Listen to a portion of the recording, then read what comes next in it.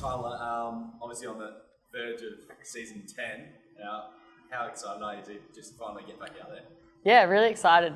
It's a bit different to the boys with our pre-season. Obviously, we've been training for a really long time now, pretty much since February. So it's been a lot of work, and you get really eager for these games. And I'm sure, the first 5 minutes will be pretty hot. But it was really cool to see the games go ahead last night. Great to watch, and really excited to get out there tomorrow night. Is it hard as a professional athlete? Like, you've got so much time in between games. Like, is it hard to stay focused? Over that off season. Yeah, for sure. Yeah, I think our coaches do a really good job of laying it out, so you're sort of not going too hard too early, and you can really sort of build into the season and the pre-season. But it is challenging, but it also gives us flexibility to have other passions and travel and do other things, which refreshes us for this time of year now. Did you get away in the off season? We did a trip to New Zealand as a team, so we had I think like 25 players go over there, and we all paid our own way, and it was a volunteered sort of run group which Mick organised, and it was really cool just to have a new experience, and you actually get opportunities to do something like that in that time of year. Do you expect to skip it to be right to go? Yeah, she's looking good. I think she has to get through today as well, just to make sure that she's 100%. I'm sure she'll be out there, and hopefully she is. There's a bit of talk. I think you've just managed to get away with it, but that you almost had to have top-up players for round one. How concerning is that the injury list and the short list sizes are already potentially having that bit of an impact? Yeah, it is a bit of a challenge, and we see it in a couple of teams already. I think we're quite optimistic, like with our injuries, that a lot of them escaped ACLs and they were MCLs with Tyla and Gab, so they're both progressing really well, and we hope to get them back during the season. So it is a bit of a challenge in our group, but I think we're in good shape at the moment, and we've got plenty of girls that got opportunity last year, and we've got some young draftees coming through on Saturday night as well. Jack, just to you, obviously new coach for the last couple of games of the season. How's Troy sort of taken over with the group?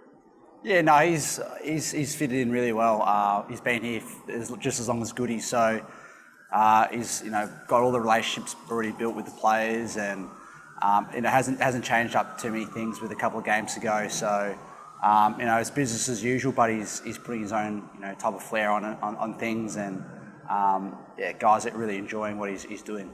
He's ruled himself out of the senior coach job here, but do you see him as a senior coach one day, like anywhere? Oh, for sure. I think anyone at the footy club would say Troy would be an excellent head coach. He's done, he's worked across pretty much every line over his kind of 10 years at the footy club, and he's got one of the best kind of coaching minds, tactical minds. I've had the pleasure to deal with, so I think he'd do a great job at as a head coach. We've seen the panel's been assembled for picking the next coach. Is that, I guess, pleasing for you as players? You can see it start to really move on. You get some certainty soon.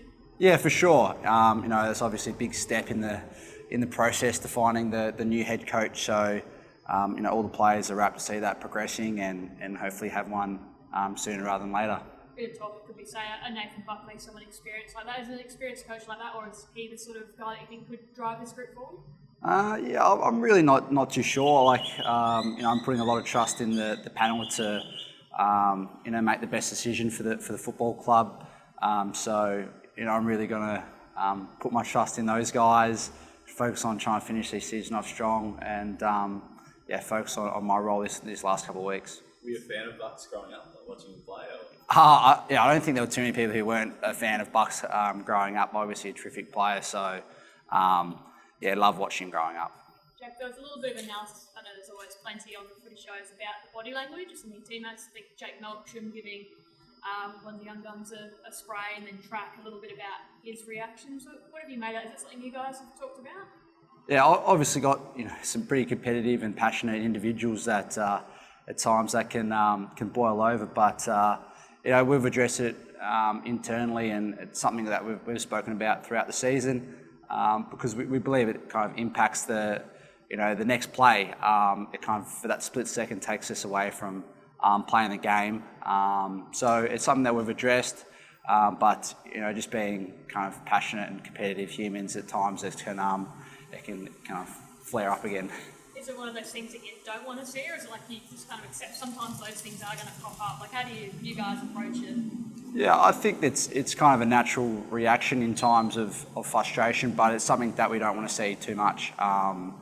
We do think that the quicker we can move on from mistakes, and football is by no means a perfect sport, so there's going to be plenty of mistakes out in the footy field, and the quicker we can move on and stay involved in the play, the better, more consistent we'll be as a team. So something we've addressed, but it's not something that we're kind of we know it's going to flare up from time to time and happen.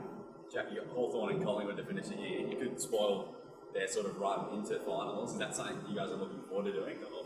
Yeah, we're really looking forward to playing like two teams that are playing strong football and finals contention and a chance of winning the flag. So it's obviously where we aspire to be alongside them, and we see it as a great opportunity to find some strong form against informed teams and build some momentum coming into the off season and hopefully next year. You sort of look back at history a little bit. You've had a couple of campaigns in the past where you maybe got a couple jagged, a couple late, kicked on to bigger things. Some of those young guys are getting a run too. Yeah, there's so much to play for. I can even think back to playing Collingwood last year in last game of the year, and we both weren't a chance of playing finals, but just how Collingwood went and finished off their season, and then you look at how they've performed this year. So I take a lot of lessons out of that, and think we can be in a really similar boat if we stay united. Obviously, there's an exciting opportunity to play some young guys, get some experience into them, and really just keep forging ahead. You've got Stephen May coming back. How do you stop 4 big guys up front? I imagine you guys in the midst had a bit of work to do there. Yeah, well, luckily I'm in the midfield, so I'll leave that up to Maisie and the coaches to sort out. But Maisie playing his 250s this week, I'm sure he'll be at his best, he'll be charging around for sure. Tyler, just back to you. Did you like what you saw from the girls in the practice match against Adelaide? Obviously, a nice little win to start pre-season. Yeah, definitely. If you look back to this time last year, we had probably 2 challenging practice matches. And that's a little bit harder heading into round 1, whereas we've had a really good performance against Hawthorn and Adelaide, and it doesn't guarantee us anything leading into round 1, but it does give you some good confidence. And we played some girls, we had 2 top-up players in that game who came in and performed really well. So I think, it shows that if we set the right environment and all lead the way, that, we're in good stead for round 1, hopefully. And have you caught much of the Dogs in the lead up into round 1? Or? Yeah, we watched a bit. Obviously, they played against West Coast in their practice match, so a little bit of that, but really keen to just back in our own game style and know what to expect from them. Hopefully we back ourselves in and get the 4 points. Obviously last year didn't go to plan, but do you feel like you can be back in contention this year? It's such a strong team historically. Yeah, I think last year was a bit challenging with the way that it panned out for us, but we finished off the year really well, and we felt like if there were a few more games, we would have gave some teams a good run for their money in the finals. But I think that's really helped us with our momentum and motivation in this off-season block.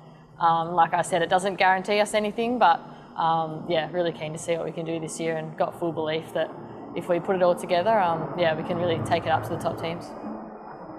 Beautiful. Thank you very much. Thank you. Have a good day.